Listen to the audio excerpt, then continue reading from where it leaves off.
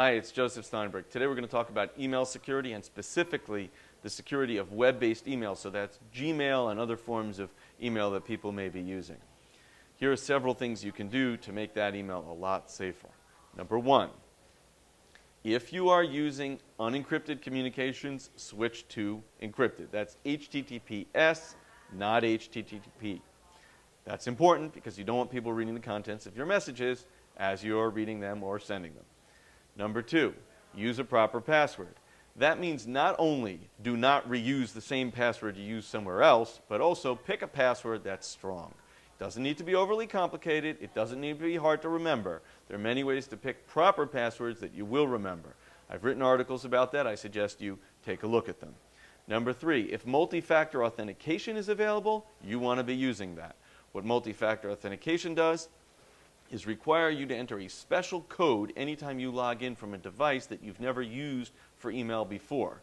That prevents hackers from accessing your email if somehow they obtained your password. Very worthwhile to be doing on any account that contains sensitive information, which email obviously does.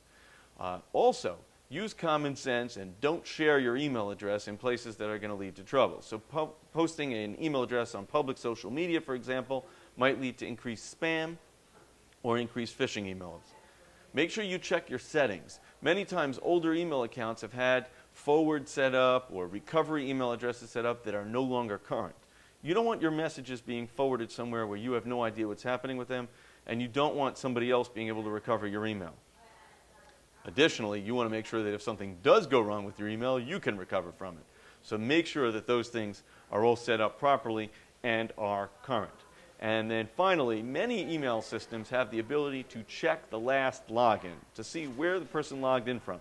So if you do suspect weird stuff's going on, you want to check, because if you see that someone logged in from somewhere that wasn't you, you know that there's something that needs to be addressed.